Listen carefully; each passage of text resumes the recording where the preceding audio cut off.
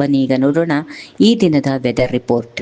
ಕರ್ನಾಟಕದ ಹಲವು ಜಿಲ್ಲೆಗಳಲ್ಲಿ ನೈಋತ್ಯ ಮುಂಗಾರು ಮತ್ತೆ ಚುರುಕುಗೊಂಡಿದ್ದು ಹಲವು ಕಡೆ ಮಳೆಯ ಅಬ್ಬರ ಜೋರಾಗಿದೆ. ನಿರಂತರ ಮಳೆಯಿಂದಾಗಿ ಹಲವು ಜಿಲ್ಲೆಗಳಲ್ಲಿ ಜನಜೀವನ ಅಸ್ತವ್ಯಸ್ತವಾಗಿದ್ದು ಹಲವು ಅವಾಂತರಗಳು ಕೂಡ ಸಂಭವಿಸಿವೆ. ಕರಾವಳಿ ಮತ್ತು ಮಲೆನಾಡು ಭಾಗಗಳಲ್ಲಿ ಮುಂದಿನ 2-3 ದಿನಗಳು ಮಳೆ ಮುಂದುವರಿಯುವ ಸಾಧ್ಯತೆ ಇದೆ ಎಂದು ಹವಾಮಾನ ಇಲಾಖೆ ತಿಳಿಸಿದೆ. ಉತ್ತರ ಕನ್ನಡ ಜಿಲ್ಲೆಯಲ್ಲಿ ಕಳೆದ ಕೆಲವು ದಿನಗಳಿಂದ ನಿರಂತರ ಮಳೆಯಾಗುತ್ತಿದ್ದು ದಕ್ಷಿಣ ಕನ್ನಡ, ಉಡುಪಿ, ಉತ್ತರ ಕನ್ನಡ, ಶಿವಮೊಗ್ಗ, ಚಿಕ್ಕಮಗಳೂರು ಮತ್ತು ಕೊಡಗು ಜಿಲ್ಲೆಗಳಲ್ಲಿ ಭಾರಿ ಮಳೆಯಾಗುವ ಸಾಧ್ಯತೆ ಇದೆ. ಕೆಲವು ಕಡೆ ಬಿರುಗಾಳಿ ಸಹಿತ ಮಳೆಯಾಗುವ ಮುನ್ಸೂಚನೆ ಇದ್ದು ಜನರು ಎಚ್ಚರಿಕೆಯಿಂದ ಇರುವಂತೆ ಸೂಚನೆ ನೀಡಲಾಗಿದೆ. ಉತ್ತರ ಕರ್ನಾಟಕದ ಬಾಗಲಕೋಟೆ, ಬೀದರ್, ಧಾರವಾಡ, ಗದಗ, ಹಾವೇರಿ, ಕಲಬುರಗಿ, ಕೊಪ್ಪಳ, ರಾಯಚೂರು, ವಿಜಯಪುರ ಮತ್ತು ಯಾದಗಿರಿ ಜಿಲ್ಲೆಗಳಲ್ಲಿ ಸಾಧಾರಣ ಮಳೆಯಾಗುವ ಸಾಧ್ಯತೆ ಇದೆ. ಕೆಲವು ಕಡೆ ಬಿರುಗಾಳಿಯು ಬೀಸಬಹುದು.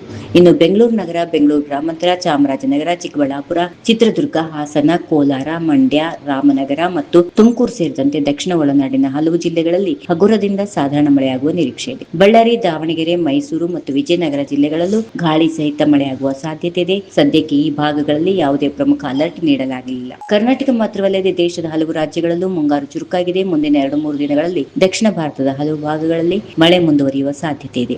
ಕರ್ನಾಟಕದ ಕರಾವಳಿ, ಮಲೆನಾಡು ಭಾಗಗಳಲ್ಲಿ ಹೆಚ್ಚಿನ ಮಳೆಯಾಗುವ ಸಾಧ್ಯತೆಗಳು ಇರುತ್ತವೆ. ಈ ವಿಡಿಯೋ ನಿಮಗೆ ಇಷ್ಟವಾದಲ್ಲಿ ಲೈಕ್ ಮಾಡಿ, ಶೇರ್ ಮಾಡಿ, ಸಬ್ಸ್ಕ್ರೈಬ್ ಮಾಡಿ.